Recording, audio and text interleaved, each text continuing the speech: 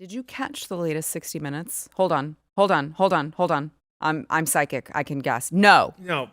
How did you know that? I got it right. Because I'm psychic. I told you. Because no one's watching. So Scott Pelley gave this very poised, dramatic speech at the end about an executive producer. He doesn't speak like this, but he should. Mm-hmm. He fancies himself a journalist. Is that good? Yeah, I at least an 8 out of 10. Thank you. Yeah. Thank you. That's okay. He fancies himself a journalist, and he has a very important announcement to make. Let's listen.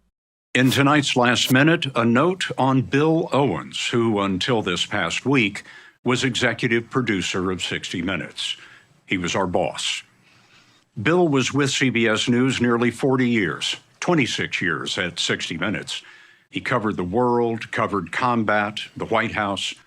His was a quest to open minds, not close them.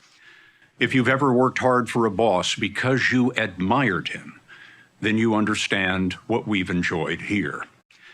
Bill resigned Tuesday. It was hard on him and hard on us, but he did it for us and you. Me? Stories we've pursued for 57 years are often controversial. Lately, the Israel-Gaza war and the Trump administration. Uh-oh. Bill made sure they were accurate and fair. He was tough that way. Yeah, sure they were. But our parent company, Paramount, is trying to complete a merger. Okay. The Trump administration must approve it. Uh-oh. Paramount began to supervise our content in new ways. Oh, no. None of our stories has been blocked, but Bill felt he lost the independence that honest journalism requires. So funny. He's too honest. Too honest. He's too honest for their parent company, Paramount. He's too damn honest, Matt, all right? All he wants to do is tell the damn truth. And this merger is getting in the way of him telling the damn truth about the Trump administration. Now, it wasn't the Biden administration he didn't want to tell the truth on. Oh, don't talk about them. He didn't want to tell the truth on. Because if you recall, this same coverage over on 60 Minutes, you had President Trump sitting down with Blondie and trying to talk about the Hunter Biden laptop story. And I'd like for you to listen to, I would assume this executive producer was the same one who was in charge of this. It's so interesting from someone who he just wants to tell the damn truth. He just wants truth and accuracy. So interesting to hear how they covered that. Watch. You know, this is 60 Minutes. And we can't put on things we can't verify. You won't put it on because it's bad for Biden. We can't put on things we can't verify. Leslie, I think it's one of the biggest scandals I've ever seen, and you don't cover it. You want to talk about... Well, because it can't be verified. You want to talk about insignificant things. I'm telling you. Of course it can be verified. Excuse me, they found the laptop. Leslie. Here is the laptop. What can't be verified? The laptop. Why do you say that? Because even the family hasn't... It's so frustrating for him, though, isn't it, as well? I mean, the poor guy. I know. It's just been gaslit like massive. I know. For your debate. Oh, it's taken him 5 days to prepare? I doubt it. Okay. The media is fake. And frankly, if I didn't have social media, I'd have no way of getting out my voice. I mean, prove it. Well, there is a laptop, and we've seen way too much of what was on it. And we can't put the genie back in the bottle, unfortunately. It's caused some people probably some therapy, okay? And there was a laptop, and those things existed.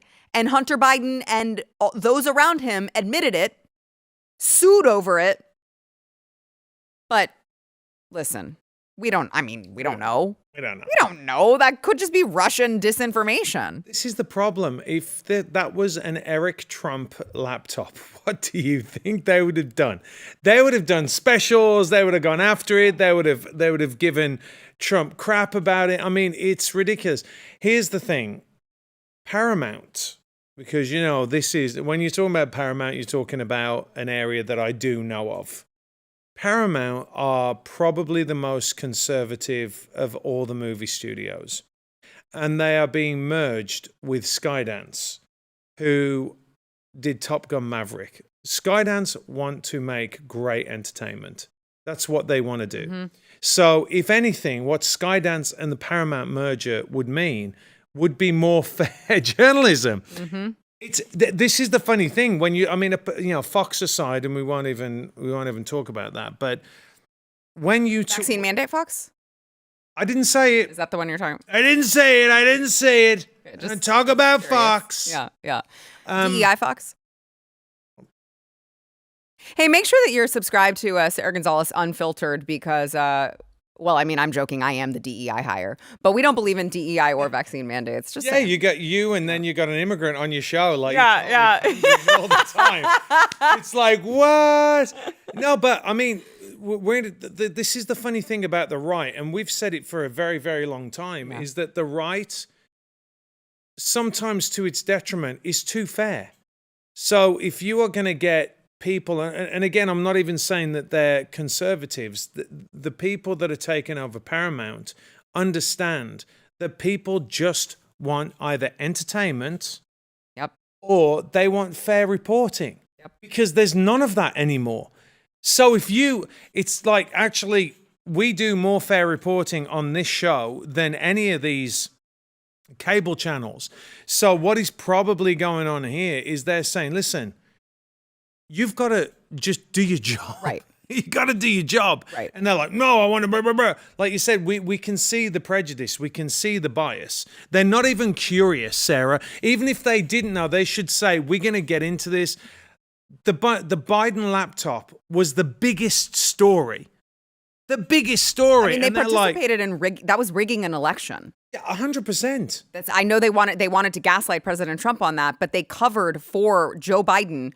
What was it? A month before the election, this explosive thing happens with his son.